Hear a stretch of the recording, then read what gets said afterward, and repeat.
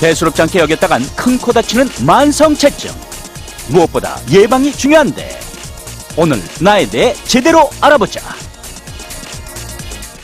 I, my, me, my. 나의 별명은 침묵의 위협자. 음식물이 통과하는 도로인 소화기관은 총 9m. 이는 성인 키의 5배가량 되는 복잡한 길인데 이곳이 막히면 어떻게 되죠?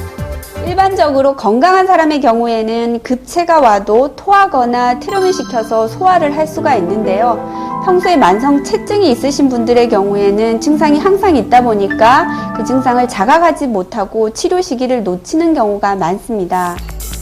스트레스를 많이 받는 사람이나 체력이 약한 노약자에게 많이 발생되는 만성 체증은 그 치료 시기가 중요한데 이 치료 시기를 놓치게 되면 일시적으로 뇌압이 상승한다든지 혹은 온몸에 있는 기와 혈의 순환이 막히면서 청색증과 같은 위험한 상황을 초래할 수도 있습니다.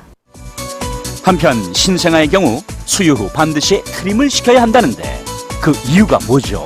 특히 위장의 경우에는 성인과는 다르게 일직선으로 서 있기 때문에 굉장히 쉽게 토하기도 하고 소화 기능이 약하기가 쉬운데요. 따라서 소화기관이 약한 신생아에게 수유 후 소화를 도와주는 트림은 필수. 특히 유아기는 성격이 형성되는 굉장히 중요한 시기인데요. 이럴 때 자각 증상을 느끼지 못해서 계속 더 많이 먹게 되고 특히 체하는 증상이 계속 지속되다 보면 아이가 통증을 느끼면서 성격을 형성하는 데 신경질적이게 되는 이러한 현상을 초래할 수도 있습니다. I, my, me, me.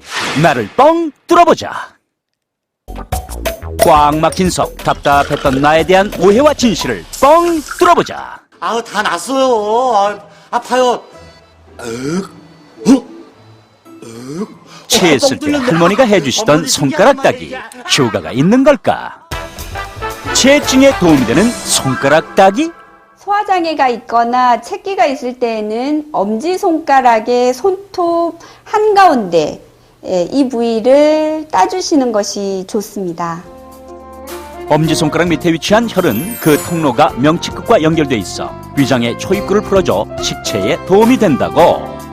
하지만 따끔하게 피를 보지 않아도 체증을 가라앉혀주는 방법이 있다고 하는데 평소에 소화가 잘 안 된다든지 또 가스가 자주 찬다든지 하는 경우에는 합곡혈을 지압해 주는 것이 좋습니다. 합곡혈은 엄지손가락과 검지손가락의 사이에 두 개의 뼈가 맞닿기 전에 눌러보면 움푹하게 들어가 있는 곳이 위치해 있는데요. 따라서 합곡혈을 통증이 느껴질 정도로 지그시 눌러주면 체증 완화에 도움이 된다. 또한 배를 문질러 소화기관의 혈액순환을 돕는 것도 좋은 방법. 한편 먹는 과정에서 생성되는 체증인 만큼 평소 식습관 역시 중요하다는데 타작을 해라? 음식물이 소화되는 그 첫 번째가 바로 입안입니다. 입안에서 우리가 섭취한 음식과 소화를 위한 효소가 처음으로 만나게 되고 1차적인 소화가 이루어지게 되는데요. 꼭꼭 씹어. 옳지. 따라서 음식을 오래 씹어먹는 타작은 체증에 도움이 되는 식사 습관. 음식을 먹고 아픈 체증, 하지만 오히려 먹는 것으로 치료가 될 수도 있다는데 가난한 사람의 의사 양배추? 네, 양배추에는 비타민 U와 셀레늄이 함유되어 있기 때문에 위장에 좋고 또한 설포라판이라는 헤리코박터 파이로리 등의 활성을 억제하는 성분이 들어있기 때문에 위장 건강에 좋습니다. 따라서 매일 아침 양배추를 갈아 주스로 마시면 위장 건강과 체증을 예방할 수 있다. 파라오가 권한 소화제 무?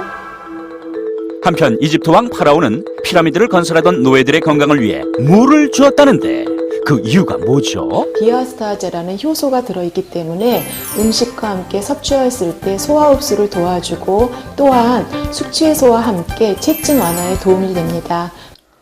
소화 흡수력이 뛰어난 무는 생으로 먹거나 즙을 내 마시면 식후 체증을 내려줄 수 있다. 상큼한 천연 소화제 매실액. 그렇습니다. 매실의 유기산은 해독과 살균 효과가 뛰어나고 체증 완화에도 도움이 됩니다. 따라서 한 컵의 물에 매실원액 4-5큰술을 희석해서 마시면 좋습니다. 나는 흔하지만 위험한 국민병. 대수롭지 않게 여기면 큰 병 되는 침묵의